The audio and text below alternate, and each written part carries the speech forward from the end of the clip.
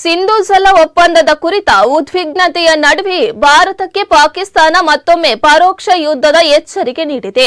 ನೀರು ದೇಶದ ರಾಷ್ಟ್ರೀಯ ಭದ್ರತೆಯ ಪ್ರಮುಖ ಅಂಶವಾಗಿದ್ದು, ಅದರ ಮೇಲೆ ಯಾವುದೇ ರೀತಿಯ ಅಪಾಯ ಎದುರಾದರೆ ಭಾರತ ವಿರುದ್ಧ ಯುದ್ಧಕ್ಕೆ ಹಿಂಜರಿಯುವುದಿಲ್ಲ ಎಂದು ಪಾಕಿಸ್ತಾನದ ರಕ್ಷಣಾ ಸಚಿವ ಖವಾಜಾ ಆಸಿಫ್ ಹೇಳಿದ್ದಾರೆ. ಪಾಕಿಸ್ತಾನದ ಎಆರ್ವೈ ನ್ಯೂಸ್ ವಾಹಿನಿಗೆ ನೀಡಿದ ಸಂದರ್ಶನದಲ್ಲಿ ಮಾತನಾಡಿದ ಅವರು, ನೀರು ನಮ್ಮ ರಾಷ್ಟ್ರೀಯ ಭದ್ರತೆಯ ಅವಿಭಾಜ್ಯ ಭಾಗ. ಅದರ ಮೇಲೆ ಬೆದರಿಕೆ ಉಂಟಾದರೆ ಪಾಕಿಸ್ತಾನ ಮೌನವಾಗಿ ಕುಳಿತುಕೊಳ್ಳುವುದಿಲ್ಲ ಎಂದು ಎಚ್ಚರಿಕೆ ನೀಡಿದ್ದಾರೆ.